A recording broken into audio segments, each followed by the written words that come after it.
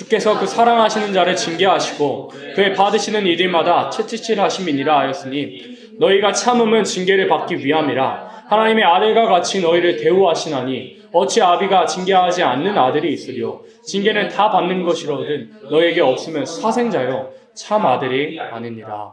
아멘. 부모가 사랑하는 자식의 그릇된 길을 걸을 때 진노함 같이 하나님께서는 우리를 근실히 징계하시는 분이십니다. 어떻게 되어 있냐면 히브리서 12장 우리가 방금 합독한 말씀대로 할 것 같으면 하나님께서 하나님의 아들인 예수님과 같이 우리를 대우하신대요. 우리를 똑같이 대우하신대요. 예를 들어 부모가 자신의 아들이, 자신의 딸이 잘못을 하는 것을 보고도 방관하고 있다면 그 부모는 옳은 부모가 아닌 겁니다. 그와 같이 하나님도 우리가 하나님 보시기에 하나님 말씀대로 하나님이 부탁하신 대로 살지 않는 것을 보신다면 하나님께서 징계하신다고. 우리가 만약에 잘못함을 하나님께서 보시고도 우리를 방관하시고 방치하시고 우리를 잘되게 하신다면 하나님께서 우리는 하나님께로 속한 자가 아니라 사생자라고 분명히 말씀하셨습니다. 그래서 오늘 설교의 제목은 진짜 징계가 뭔지 모르는 사람들이라는 설교의 제목으로 말씀을 전하고자 합니다. 우리가 늘 징계를 받으면서 삽니다. 시편 34편에 보면 의인은 고난이 많으나 여호와께서 그 고난에서 건지심이라고 말씀하셨습니다. 의인은 고난이 많대요. 우리가 의롭다는 것이 아니고 우리 스스로 의롭다는 것이 아니고 로마서 말씀대로 할 것 같으면 의인은 없나니 하나도 없다고 말씀하셨지만 우리의 의로움이라는 것이 뭐냐면 예수 그리스도의 십자가로 우리가 의롭게 된 겁니다. 예수 그리스도의 십자가로 우리가 의인이 됐는데 의인은 고난이 많습니다. 기록하신 대로 하나님 말씀대로 살다가 오는 고난이 있고요. 그러나 우리 삶의 대부분의 고난들을 여러분 한번 회상해 보시겠어요? 회상해 보시면 내가 잘못해서 받은 고난이 8할일 것입니다. 정말 높은 확률로 내가 잘못해서 내가 하나님의 말씀 지키지 못해서 입술로 범죄하고 손으로 범죄하고 발로 범죄하고 귀로 범죄하고 옛 습관과 옛 구습과 옛 자아들과 옛 우상들을 아직도 움켜쥐고 있기 때문에 징계를 받는 것들이 많을 겁니다. 그래서 저번 시간에 이어서 살펴볼 것은 저번 시간에는 그냥 되는 일이 없다 그랬습니다. 마태복음 10장에선 참새 2마리가 한 아사리온에 팔리는 것도 하나님의 허락치 않고서는 되어질 수 없다 그랬습니다. 그래서 저번 시간에 이어진 대로 저번 시간에 이어서 내 삶에 만약에 안 좋은 일, 시험스러운 일, 고난스러운 일들, 혹 감기 걸리는 것도 저도 얼마 전에 감기 때문에 고생하기도 했지만 감기 걸리는 것도 우리 신앙인이라면 하나님께서 허락치 않고서는 그런 감기도 일어날 수 없는 겁니다. 예를 들어 길 가다 우리 은주가 길 가다 바나나 밟고 넘어졌어요. 그것도 하나님 허락하인 일어날 수 없는 겁니다. 운이 안 좋은 것도 아니고요. 운수가 안 좋은 것도 아니고 오늘 똥 밟았네. 오늘 바나나 밟아서 넘어졌네. 오늘 왜 그래? 하는 것도 아닙니다. 하나님의 허락지 않고서는 질병도 감기도 바나나 밟고 넘어지는 것도 하나님의 허락 아래에서는 허락이 아니면 일어날 수 없다고 마태복음 10장에서 분명히 말씀하셨거든요. 그렇다면 우리가 받는 징계의 유형에 대해서 그럼 우리 하나님께서는 우리에게 어떤 징계로 우리를 정신 차리게 하시는지 살펴보도록 하겠습니다. 첫 번째로 하나님께서는 질병을 통해서 징계하시는 분이라는 걸 우리 신앙인이라면 꼭 알아야 합니다. 신명기 28장 20절로 22절 같이 읽습니다. 네가 악을 행하여 그를 잊음으로 내 손으로 하는 모든 일에 여호와께서 저주와 공고와 견책을 내리사 망하여 속히 파멸케 하실 것이며 여호와께서 네 몸에 연병이 들게 하사 네가 들어가 얻을 땅에서 필경 너를 멸하실 것이며 여호와께서 폐병과 열병과 상한과 악질과 한재와 풍재와 썩는 재앙으로 너를 치시리니 이 재앙들이 너를 따라서 너를 진멸케 할 것이라. 아멘. 하나님께서 신명기 말씀에서 이렇게 말씀하셨습니다. 너희가 하나님의 백성인 너희가 내 자녀들인 너희가 내 말 잘 들으면 있잖아. 떡반죽도 부흥케 할 것이고 너가 다른 사람들에게 가난한 사람들에게 구워주더라도 꾸지 않게 해주시겠다고 그렇게 약속하시고 여러 가지 축복들을 말씀하셨지만 만약에 하나님의 말씀 안 지키고 하나님께서 말씀하셨습니다. 내가 너희를 애굽 땅에서 건져내었으니 내가 거룩한 같이 자녀된 너희들도 거룩하라고 분명히 말씀하셨습니다. 구별되라고 성결하라고 그렇게 약속을 세워주셨습니다. 성결된 삶을 살면 하나님께서 복 주시겠다고 약속하셨거든요. 근데 성결하지 않는 그러한 삶을 살게 된다면 어떤 것이 이어지냐면 네 몸에 연병이 들게 하사 전염병 말씀하신 겁니다. 내 몸에 전염병이 들게 하사 전염병으로 하나님께서 고통하게 하신다 그랬습니다. 실제로 이스라엘 백성들 이 발람의 그 사건을 통해서 실제로 전염병으로 많은 사람들이 죽었습니다. 하나님의 말씀 지키지 않고 우상의 제물들 앞에서 간음하다가 음행을 행하다가 연병으로 많이 죽었습니다. 그와 같이 하나님께서 우리의 삶 속에서 우리로 징계하시는 것이 어떤 방식으로 징계하시냐면 전염병으로 질병으로 하나님께서 원초적인 방법으로 징계하신다는 거예요. 또 폐병으로 하나님께서 여러 가지 폐병으로 징계하시고 또 열병과 상한과 학제가 한제와 여러 가지 재앙으로 우리를 징계하시는 하나님이라는 거예요. 가장 원초적인 방법이고 어떻게 보면 가장 확실하고 쉽게 우리가 회개할 수 있습니다. 여러분은 위경련 혹시 겪어보셨습니까? 저는 살면서 위경련 진짜 많이 겪어봤거든요.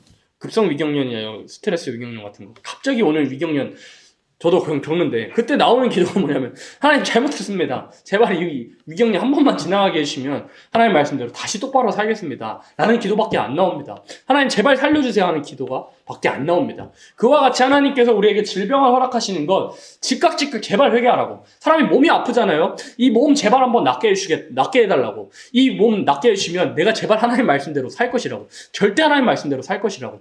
나만도 그랬고요. 많은 질병의 고통을 겪었던, 성경에 기록된 질병을 겪었던 많은 생명들이 아팠을 때 다 하나님 앞에 구했습니다. 바로도 그랬습니다. 바로도 질병의 고통을 겪었을 때 모세에게 내가 회개하노라. 내가 지금 하나님께서 고쳐주시면 내가 회개하고 너희를 보내겠노라. 그렇게 잠깐이나마 반성하는 척하는 모습을 보이기도 했습니다. 질병이 있잖아요.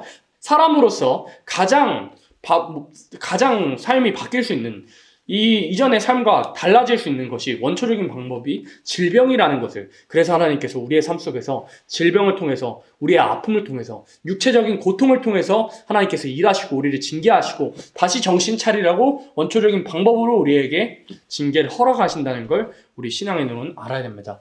역대하 26장 19절에서도 이렇게 되어 있는데요.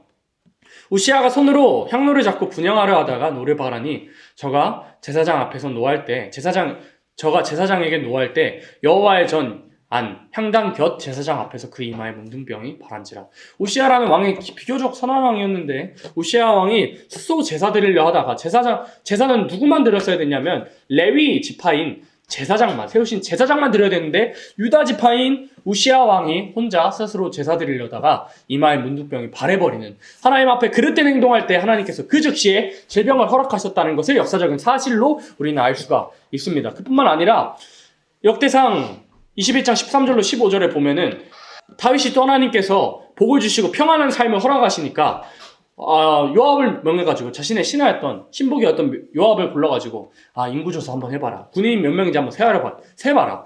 이런 말을 남기거든요. 하나님께서 그것 때문에 노하셨습니다. 아니 하나님께서 지켜주셔야 가능한 것인데 인구조사가 무슨 말이며 군인을 세는 것이 무슨 말이냐면 하나님께서 노하셨습니다. 그럴 때 하나님께서 온역을 내리게 하시고 연병을 내리게 하셔서 이스라엘 백성들이 하루에만 죽은 자가 몇 명이었냐면 7만 명. 하루에 죽은 자가 7만 명. 다윗의 그 인구조사 때문에 하루에만 7만 명을 죽게 하시는 그러한 일들이. 그래서 다윗이 그것을 보고 어떻게 하나님께 회개했냐면 차라리 내 집을 멸하시는 것이 나을 뻔했다고. 차라리 내 집이 멸망을 당하고 차라리 내 가정이, 내 장막이 멸망을 당하는 것이 나을 뻔했다고. 나의 그 죄악 때문에 내 백성이 죽어나가는 것을 보고 나는 고통스럽다고 그렇게 고백을 하기도 합니다. 회개를 하기도 합니다. 하나님께서 원하시는 건 질병을 통해서 하나님께서 일하시고자 하는 것, 사람이 원초적으로 질병의 고통을 당하고 육체의 고통을 당하면 자신의 삶을 돌아보고 제발 이 한 번만 낫게 해주시면, 내가 멀쩡한 몸으로 살게 해주시면 내가 하나님 뜻대로 살겠습니다 하는 서원을 할 걸 아시기 때문에 우리에게 육체적인 고통을 허락하시는 겁니다. 또 두 번째로는 하나님께서 하는 일이 잘 되지 않도록 하시는 겁니다. 모든 하는 일을 잘 되지 않도록 하나님께서 하신다는 걸 알아야 합니다. 신명기 28장 15절로 19절 같이 읽습니다. 네가 만일 내 하나님 여호와의 말씀을 순종하지 아니하며 내가 오늘날 내게 명하는 그 모든 명령과 규례를 지켜 행하지 아니하면 이 모든 저주가 네게 임하고 네게 미칠 것이니 네가 성읍에서도 저주를 받으며 들에서도 저주를 받을 것이요 또 네 강주리와 떡반죽 그릇의 저주를 받을 것이요 네 몸의 소생과 네 토지의 소산과 네 의양의 새끼가 저주를 받을 것이며 네가 들어와도 저주를 받고 나가도 저주를 받으리라. 아멘. 하나님께서 28장 초반 말씀에는 이렇게 말씀하시거든요. 네가 하나님의 말씀, 여호와 하나님의 명령과 규례를 잘 지키게 되면 어떤 축복을 내릴 것이냐면 떡반죽 그릇을 하나님께서 복을 주시고 어디에 들어가도 복, 나가도 복, 대적이 너를 인해서 두려움을 얻을 것이라고, 대적을 멸하여 주시겠다고, 어느 곳에 가든지 너의 오른손을 붙들게 해주시겠다고 그렇게 약속을 하셨는데, 반대로 하나님의 말씀을 순종하지 아니하고 명령과 규례를 지키지 아니할 경우에는 하나님께서 어떻게 말씀하시면 반대로 네 강주리와 떡반죽 그릇이 저주를 받을 것이요. 쉽게 말하면 너 돈 못 벌게 해줄 거야. 이렇게 말하시는 겁니다. 너가 경제적인 활동 아무리 네 힘으로 열심히 하고 네가 아무리 공부를 열심히 하고 시험 준비 열심히 하고 공부를 아무리 열심히 해도 내가 너 하는 일을 막아버릴 거야. 왜? 너가 순종하지 않았기 때문에 너가 하는 모든 시험, 너가 하는 모든 뭐 대학 준비나 대입이나 뭐 수능 준비나 여러 가지 뭐 논술 시험이나 여러 가지 모든 것들 안 되게 해주시겠다고 하나님께서 분명히 말씀하신 겁니다. 내가 하나님 말씀대로 살지 않으면 명령과 규례를 지켜 행하지 아니하고 하나님을 섬기는 일에 등한시하면 돈 버는 것도 하나님 안 되게 막을 것이고 시험도 안 좋은 결과로 하나님께서 선물하실 것이고 여러 가지 내가 준비하고 있는 모든 것들을 내가 원하는 대로 가지 않도록 하나님께서 막으실 것이라고 분명히 말씀하신 겁니다. 또 그뿐만 아니라 내 몸의 소생과 내 몸의 소생, 네 몸의 소생이 뭐냐면 쉽게 말해서 자식까지라도 하나님께서 저주하시겠다고 네 토지의 소생과 경제적인 부분을 말씀하신 겁니다. 하나님께서 분명히 말씀하셨습니다. 재물 얻는 능을 분명히 주셨다 그랬습니다. 재물 얻는 능을 주셨느니라. 우리가 재물을 얻는 것, 우리가 열심히 일해서 돈 번다 생각하잖아요. 전혀 아닙니다. 하나님께서 부자인 사람은 부자이도록 하나님께서 재능을 주신 것이고 세상에 많은 사람이 있습니다. 부자인 사람도 있고 가난한 사람이 있습니다. 물론 가난한 사람들이 노력을 안 한 거겠지만 우리가 생각하기로는 부자인 사람은 하나님께서 재물 얻는 능을 주신 겁니다. 교회 안에서도 마찬가지입니다. 부가 많이 창출된 사람이 있고 가난한 사람이 있습니다. 부가 창출된 사람은 그 부로 가난한 사람들을 도와주라고 그 부로 하나님의 말씀대로 주의 일을 부응케 하고 가난한 사람들을 도와주라고 하나님께서 부를 창출케 하시는 거거든요. 근데 부하게 하는 사람 하나님께서 재물 얻는 능을 분명히 주었다고. 내가 하나님 앞에서 온전히 살지 않으면 하나님께서 재물 얻는 능도 걷어가시는 겁니다. 내가 전에는 수입도 괜찮았고요. 공부도 잘 됐고 시험 잘 붙을 것 같은데 이 전형, 이 논술시험, 또 수능시험, 대입시험, 재수하는 거 전부 다 잘 될 것 같은데? 라고 생각하다가도요. 아니 모의고사도 잘 봤는데? 난 수시도 괜찮은데? 내 내신 성적도 괜찮은데? 하나님께서 안 되게 하신다고요. 하나님께서 안 되게 하신다고 분명히 약속하셨습니다. 왜요? 내가 하나님 말씀대로 살지 아니하고 내 신앙생활은 하나님과 멀어지고 예배도 멀어지고 내 마음속에 우상이 가득하고 저는 하나님과 뜨겁게 만났다가도 이제는 내가 하나님과 만나는 일도 없고 기도하는 일도 없고 말씀 읽는 일도 없고 예배하는 일도 없는데 하나님께서 고지곳대로 그대로 축복해 주시면 어떻게 되겠어요? 담력을 얻겠죠. 하나님 말씀대로 안 살아도 내 삶이 평안하고 행복하고 잘 되는구나. 대충 살아도 되겠다. 하나님 대충 섬겨도 되겠다 하는 것을 아시기 때문에 하나님께서 징계하신 겁니다. 내 하는 일을 전부 안 되게 하시는 겁니다. 그래서 하나님께서 말씀하셨습니다. 네가 들어와도 저주를 받고 나가도 저주를 받으리라. 내가 어디를 들어가든지 사람들에게 미움을 받고 내가 어떤 일을 하든지 어떤 공부를 하든지 어떻게 돈을 벌든지 간에 필요 없는 지출이 나가게 하시고 쓸데없는 지출로 나가게 하시고 교통사고라든가 여러 가지 질병으로 지출이 나가게 하시고 내가 전에 내 힘으로 공부 잘 될 것 같은데 하는 것도 하나님께서 다 막으신다고요. 여러분 삶 속에서 한 번 이상은 경험해 보셨을 겁니다. 이거 잘 될 것 같은데 열심히 공부했는데 내가 노력 많이 했는데 잘 되겠지 했는데 아니나 다를까 하나님께서 노하신 경험들 분명히 삶을 살아가면서 있을 겁니다. 하나님께서 왜 그러시냐면요. 사랑하시기 때문입니다. 내가 만약에 하나님 말씀대로 살지 않는데 내 삶이 평안하고 시험도 잘 붙고 또 돈도 잘 벌리잖아요. 여러분들은 하나님의 사랑하시는 생명들이 아닙니다. 만약에 그렇게 하나님께서 복 주시면요. 나는 사생자인 겁니다. 내가 하나님 말씀대로 살지 아니하고 내 삶은 하나님 말씀대로 살지 않는 이방인과 별반 다르지 않은 그러한 삶을 살고 있는데 하나님 복 주시면 나는 사생자라고요. 그렇기 때문에 하나님께서 내 떡반죽에 내 떡반죽에 내 공부하는 공부책에 하나님께서 저주를 내리신다고요. 그렇게 살면 너가 하는 일, 너가 소원하는 일 모두 안 되게 해주시겠다고 하나님께서 저주를 내리신 겁니다. 왜요? 하나님 말씀대로 순종하며 살라고. 시편 37편에는 이런 말씀이 나옵니다. 여호와의 성실로 식물을 삼을지어다. 우리가 열심히 일해서 공부해서 돈을 벌고 먹고 산다고 생각하지만 우리 신앙에는 그러면 안 됩니다. 우리 그런 생각은 이방인들이 하는 것이고요. 우리는 여호와 하나님께서 하나님의 말씀 잘 지키기만 하면 하나님께서 성실하게 우리를 책임져 주신다는 그 믿음으로 우리는 그걸로 식물로 삼으라고 말씀하신 겁니다. 하나님 말씀대로 살기만 하면 순종하기만 하면 명령과 규례를 지키기만 하면 신앙생활 잘하면 예배 잘 드리면 말씀과 기도로 날마다 거룩해지며 하나님과 교통하는 생활을 하면 하나님께서 성실하게 지켜줄 것이라는 믿음으로 식물을 삼으라는 말입니다. 그래서 그렇게 살게 되면 하나님께서 복 주시지만 그렇게 살지 않고 내 마음과 내 뜻대로 살아가면서 하나님과 등한시하면서 내가 돈 버는 일에 공부하는 일에 시험을 준비하는 일에 하나님보다 먼저 되었다면 하나님께서는 그 시험을 또 돈 버는 일을 어떠한 모든 것들을 하나님께서는 안 되게 해주신다고요. 내 생각하는 것보다 전혀 안 되게 해주시고 나를 멈추게 하시고 나로 실망하게 하시는 그러한 하나님이라는 걸 우리 신앙인으로는 알아야 하는 겁니다. 그래서 내가 혹시라도 하는 일이 잘 될 것 같은데 안 되고 있다면 나의 신앙 상태를 점검해 보아야 합니다. 나는 예배 잘 드리고 있는가? 나는 말씀 한 구절이라도 하루에 읽고 다니는가? 나는 기도하고 다니는가? 나는 하나님과 과연 가까운 사이인가? 내가 전에는 기도할 때, 찬양을 드릴 때 내 마음이 하나님과 하나였다면, 전에는 그랬다면 나는 지금 뭐 밍숭맹숭 뭐 맹탕이지 않은가?를 점검해 보아야만 우리의 삶도 하나님께서 평안하게 해주신다는 걸 우리 신앙인은 알아야 합니다. 세 번째는 하나님께서 원수를 일으키시는 겁니다. 얼마나 무섭습니까? 원수를 일으키신다. 왕상 11장 14절 말씀 같이 읽습니다.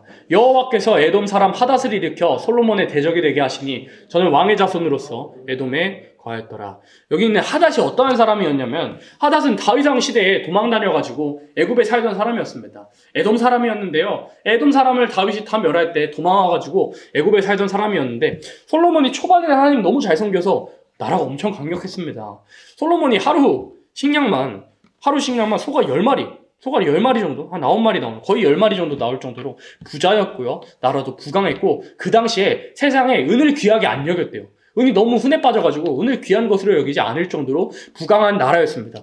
그랬던 시대에 하닷이, 이 솔로몬과 다윗의 원수였던 하닷이 그 솔로몬의 나라를 침범할 그런 복수를 꿈꿨을 수 있었을까요? 그러나 솔로몬이 저번 시간에 배운 대로 이방 여인과 범죄하고 하나님의 말씀대로 행하지 않으니까 그 신복이었던 신하에게 그 나라를 찢어줄 것이라고 약속하시면서 그 나라를 찢게 하실 것을 약속하시면서 그 당시 어떤 말씀으로 말씀하시냐면 어떻게 하나님께서 행하시냐면 그 대적이었던 솔로몬과 다윗의 대적이었던 하닷이라는 사람을 일으켜가지고 그 솔로몬이 왕위에서 내려올 때까지 대적이 되게 하시는 그런 일들이 있었습니다. 그뿐만 아니라 우리의 삶 속으로 적용할 것 같으면 어떻게 적용할 수 있냐면 나를 미워하는 사람들을 강하게 하십니다. 나를 미워하는 사람. 그러니까 내 원수를 하나님께서 강하게 하신다고요. 내가 하나님 말씀대로 살지 않으면 나를 미워하는 사람, 나를 괴롭히는 사람을 부강하게 하셔서 내 삶을 더 힘들도록 하나님께서 압박하시는 겁니다.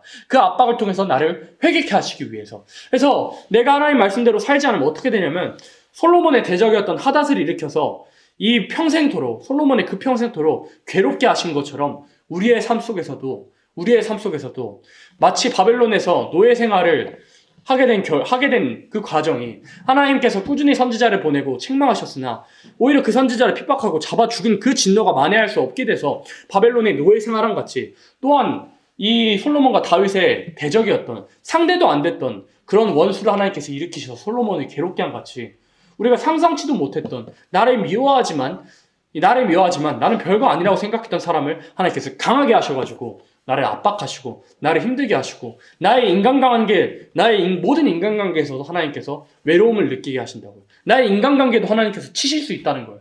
나의 인간관계를 하나님께서 치실 수 있다는 걸 알아야 됩니다. 하나님께서 하시면 원수라도 하나님께서 화목케 하신다 그랬습니다. 하나님께서 하시면 내 원수라도 화목케 하신다고. 근데 우리가 하나님께서 치시면 있잖아요. 화목하던 사람도 내게 원수가 됩니다. 화목하던 사람도 나와 사이가 멀어질 수 있다는 거 우리 신앙인은 알아야 됩니다. 하나님께서 하시면 원수도 화목하게 되는데 하나님께서 하시면 징계하시면 화목하던 사람도 원수가 될 수 있다는 거, 척을 지고 살 수 있다는 거. 그래서 하나님께서 분명히 하나님 말씀대로 살지 않으면 원수를 일으키시고 대적을 일으키신다는 걸 우리 신앙인으로서 아시는 여러분 되기를 원합니다. 또 여러분들에게는 아직은 해당이 안 되는 말씀인데요. 자녀를 통해서 치신다는 걸 알아야 됩니다. 사무엘하 12장 14절로 15절 같이 읽습니다. 이 일로 인하여 여호와의 원수로 크게 해방할 거리를 얻게 하였으니 당신의 낳은 아이가 정령 죽으리라 하고 나단이 자기 집으로 돌아가니라 우리아의 처가 다윗에게 낳은 아이를 여호와께 치심에 심히 앓는지라. 다윗이 어떻게 범죄했어요? 남의 아내 빼앗고 남의 아내를 빼앗는 것뿐만 아니라 남의 아내의 남편이었던 바세바의 남편 우리아, 자신의 충신이었던 우리아를 전쟁의 최전선에서 싸워 죽이게 한 그렇게 잔인한 짓을 하고도 일만의 죄책감도 못 느꼈던 다윗에게 하나님께서 어떤 징계를 진짜 원초적으로 내리셨냐면 그 아이를 죽여버리셨습니다. 바세바를 통해서 낳은 첫 번째 아이를 하나님께서 걷어가버리셨습니다. 우리아의 처가 다윗에게 낳은 아이를 치시니까, 질병으로 치시니까, 자녀를 치시니까 심히 앓고 나중에 다윗이 그것 때문에 슬퍼하거든요. 근데 결국은 죽어버렸습니다. 그 아이가 결국엔 죽어버렸습니다.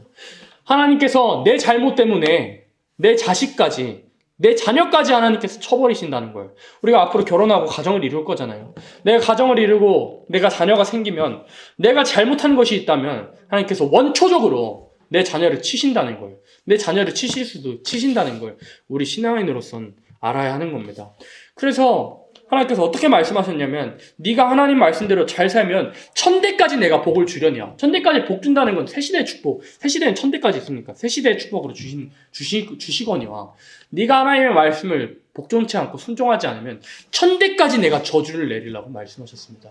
하나님 말씀 복종치 않으면, 내가 지금 하나님 말씀 복종치 않고 살아가면 하나님께서 저주를 내리시겠다고. 나뿐만 아니라 내 밑에 있는 자녀들까지라도 하나님께서 저주를 내리셔가지고 자녀들까지라도 고통을 당하게 하시겠다고 그렇게 하나님께서 무섭게 말씀하시는 것을 알아야 합니다. 왜 그렇게 하실까요? 자녀들이 아픈 걸 보면, 부모가 되면, 저도 아직 부모가 안 되어봤지만, 결혼도 안 해봐서 모르겠지만, 부모가 되면 자신의 목숨보다 자녀의 목숨이 더 소중하다 하잖아요. 내 목숨을 10개라도 줘가지고 자녀 잘 되게 하는 것이 부모의 마음이잖아요. 그런 부모의 마음을 하나님 아시는 겁니다. 그래서 부모가 범죄했을 때 자녀의 아픔을 보면서 내가 하나님께 잘못해서 이렇게 되었구나. 내가 잘못해서 내 자녀까지 아프게 되었구나. 내가 하나님 앞에 회개하겠다라는 것을 하나님께서 유도화시키기 위해서 우리가 자녀가 있는 생명이라면 자녀를 치셔가지고 그 부모가 하나님 앞에 돌아오게 하시는 그런 역사를 하나님께서 진행하신다는 걸 우리 신앙인으로 알아야 됩니다. 가장 중요한 건데요. 다섯 번째는 하나님과 멀어지게 된다는 것입니다. 다섯 번째 징계, 제일 무섭고 큰 징계인데요. 이사야 29장 10절 같이 읽습니다. 대저 여호와께서 깊이 잠들게 하는 신을 너희에게 부어주사 너희의 눈을 감기셨음이니 눈은 선지자여 너희를 덮으셨음이니 너희는 선견자라. 아멘. 설교의 제목인데요. 가장 큰 징계가 뭔지 모르는 사람들, 이런 앞에 있는 여러 가지, 네 가지의 징계들이 무섭잖아요. 그 징계들이 무서운데 가장 우리가 등한시하고 가장 큰 징계인지 모르고 이미 징계를 받고 있으면서 두들겨 맞고 있으면서 머리부터 발끝까지 하나님 앞에 두들겨 맞고 있으면서 징계 받고 있는지도 모르는 징계가 있습니다. 하나님과 멀어지게 되는 것이 내 삶에서 가장 큰 징계라는 걸 알아야 됩니다. 이사야 29장에서 대저 여호와께서 깊이 잠들게 하는 신을 너희에게 부어준다 그랬습니다. 하나님 잘 섬기지 않으면 하나님께서 오냐? 너가 그렇게 계속 하나님 안 섬기는구나. 나를 안 섬기는구나. 자녀를 통해 쳐도 안 섬기고 질병으로 쳐도 안 섬기고 하는 일이 잘 안 되게 해도 안 섬기고 어떻게 안 돌아오는구나. 그래, 내가 멀어지게 해줄게. 너 소원대로 멀어지게 해줄게 하고 깊이 잠든 신을 부어주신다고. 이사야 66장 3절로 4절도 같이 있습니다. 소를 잡아 드리는 것은 살인함과 다름이 없고 어린 양으로 제사 드리는 것은 개의 목을 꺾음과 다름이 없으며 드리는 예물은 돼지의 피와 다름이 없고 분향하는 것은 우상을 찬송함과 다름이 없이 하는 그들은 자기의 길을 택하며 그들의 마음은 가증한 것을 기뻐한즉 나도 유혹을 그들에게 택하여 주며 무서워하는 것을 그들에게 임하게 하리니 이는 내가 불러도 대답한 자가 없으며 내가 말하여도 그들이 청종하지 않고 오직 나의 목전에 악을 행하며 나의 기뻐하지 아니하는 것을 택하였음이나 하시니라. 아멘. 그들로 유혹을 택하여 준다 그랬습니다. 유혹하는 신을, 그들에게 유혹을 허락하신다고 했는데 왜 허락을 하시냐면 예배 똑바로 안 드려서, 예배 드리는 것이 마당만 밟는 예배, 하나님 앞에 보이는 예배, 더러운 예배, 내가 서선 세상의 것을 그대로 가지고 나오면서 회개하지 않는 예배 드리니까, 또 하나님께서 말씀하시는데 하나님 말씀에 순종하지 않고 청종하지 않고 하나님 보시는 앞에서 악을 행하고 하나님의 기뻐하지 않는 것을 택하였기 때문에 하나님께서 징계를 근실히 징계하셔도, 앞에 있는 네 가지 징계로 징계하셔도 돌아오지 않을 경우에는 그냥 유혹 줘버린다고요. 세상 사람들과 똑같이 이방인처럼 살도록 하나님께서 내버려 두시고 멀어지게 내버려 두시는 그런 큰 징계를 주신다는 걸 우리 신앙인으로서는 알아야 됩니다. 이게 왜 큰 징계냐면요, 마태복음 24장 12절 같이 있습니다. 불법이 성함으로 많은 사람의 사랑이 식어지리라. 하나님께서 유혹을 주시는 이유가 사랑하시는 사람으로 불법이 성하게 하시거든요. 이 멀어지게 그냥 놔두시거든요. 사랑이 식어지는 게 어떤 문제로 결부가 되냐면 계시록 2장 4절로 5절로 넘어갑니다. 같이 있습니다. 그러나 너를 책망할 것이 있나니 너의 처음 사랑을 버렸느니라. 그러므로 어디서 떨어진 것을 생각하고 회개하여 처음 행위를 가지라. 만일 그리하지 아니하고 회개치 아니하면 네가 내게 임하여 내 촛대를 그 자리에서 옮기리라. 사랑이 식어지는 것, 하나님과 멀어지는 것이 가장 큰 문제가 뭐냐면 사랑이 식어지게 되면 우리 기독교인으로서 처음 사랑 식어지게 되면 아무 쓸모짜기도 없는 겁니다. 기독교는 사랑의 종교잖아요. 사랑의 종교인데 사랑이 식어진다? 하나님과 멀어진다? 그 구원의 감격이 식어진다?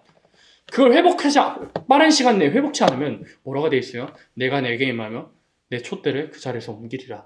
우리의 촛대를 옮기시겠다고 약속하신 그 말씀이 내게도 응해질 수 있다는 걸, 그 징계가 가장 큰 징계라는 걸 알아야 됩니다.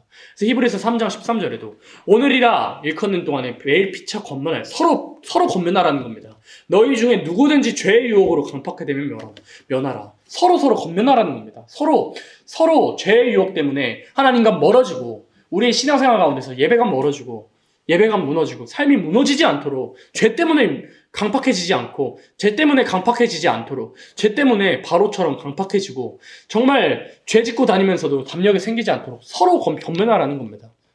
그래서 오늘 정결한 마음 주시옵소서 하나님께 올려드렸잖아요.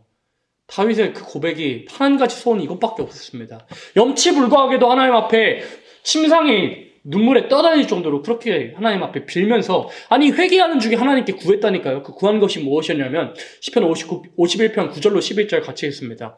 주의 얼굴을 내 죄에서 돌이키시고 내 모든 죄악을 도말하소서. 하나님이여 내 속에 정한 마음을 창조하시고 내 안에 정직한 영을 새롭게 하소서. 나를 주 앞에서 쫓아내지 마시며 주의 성신은 내게서 거두지 마소서. 다윗이 하나님께 그렇게 구했던 것이 무엇이었냐면요, 나를 주 앞에서 쫓아내지 말라고, 내가 하나님 앞에 멀어지지 않도록 하나님 이거 하나만을 들어달라고, 또 성신을 내게서 거두지 말아달라고 하나님 앞에 그렇게 간구했던 겁니다. 가장 무서운 징계입니다. 설교의 제목처럼 묻어져서 모르는 겁니다. 너무 강팍해 된 나머지 징계를 받고 있는데 하나님과 멀어지는 그 징계가 자녀를 치시는 것보다, 내가 질병의 고통을 앓는 것보다, 하나님 잘 안 되게 하시는 것보다 제일 큰 징계인데, 제일 큰 징계를 받고도 많은 기독교인들이 모릅니다. 너무 묻어져 버리고 죄악의 담력이 생겨버려서 내가 머리부터 발끝까지, 이사야 1장에서 말씀하신 대로 머리부터 발끝까지 하나님께서 두들겨 패고 그 상처 때문에 짓눌려서 아무것도 성한 것이 없고 정말 성한 것 하나 없는 그런 나의 영적인 상태여도 모릅니다. 왜요? 너무 묻어졌기 때문에. 징계를 받으면서도 내가 지금 어떤 징계를 받고 있는지, 가장 큰 징계가 뭔지도 모르는 기독교인, 혹은 내가 될 수도 있는 겁니다. 신앙이 묻어져서 예배도 빠져도 되고요, 예배도 빠지고 있고요, 찬양도 안 하고요, 기도도 안 하고 말씀 안 읽어도 아무 거리낌도 고통도 없는 겁니다. 오히려 즐겁게까지 한 겁니다. 내가 예배 나오는 시간에, 하나님 섬기는 시간에, 찬양 드리는 시간에 내가 이거 안 하면 다른 일도 할 수 있고, 공부도 할 수 있고, 내 자기관리도 할 수 있고, 뭐 여러 가지 것도 준비할 수 있고, 뭐 친구도 만날 수 있으니까, 아니 굳이 왜? 내 삶 아직 괜찮은데 라고 생각하면서 내가 진짜 신앙인으로서 하나님 앞에서 큰 징계를 받고 있는데도 그것이 가장 큰 징계임을 몰랐던 겁니다. 모르는 겁니다. 그러나 다윗은 어떤 것이 가장 큰 징계라는 걸 알았습니다. 자신의 아이가 죽은 것보다 가장 큰 징계가, 또 하나님께서 말씀하신 대로 아내들이 욕보이는 것보다 큰 징계가 뭔지 알았습니다. 나와 내 하나님 사이가 멀어지는 것이 가장 큰 징계라는 것을 알았기 때문에 다윗이 염치불구하게 회개하는 와중에도 하나님 앞에 구했다니까요. 나를 주 앞에서 쫓아내지 말아달라고. 하나님과 멀어지는 것이 내 삶의 가장 큰 징계라고. 주의 성신은 내게서 거두셔서 나를 정말 아무것도 없는 인생처럼 만들지 말아달라고. 왜냐하면 다윗은 보았습니다. 사울이 성신 충만하다가도 하나님 앞에 순종하지 않으니까 성신을 걷어가 버리시고 악신이 드는 것을 봤거든요.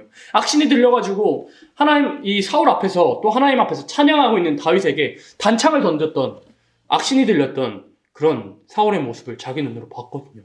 그래서 다윗이 구합니다. 주의 성신은 내게서 거두지 마옵소서. 우리가 이걸 알아야 됩니다. 내가 가장 큰 징계를 받는 어떤 것이 내게 있어서 내 삶 속에서 가장 큰 징계이냐?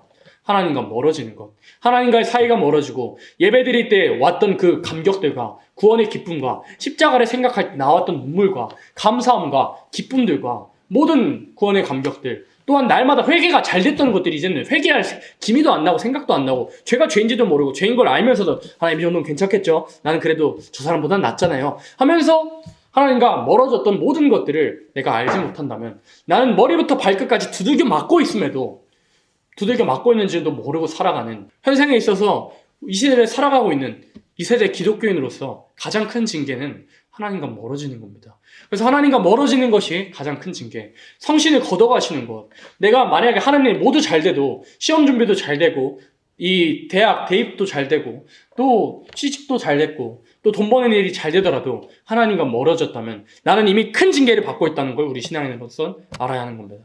그래서 다윗이 염치불구하게도 구했던 것은 하나님과 멀리하기 싫다는 고백이었습니다. 앞에 TV 보겠습니다.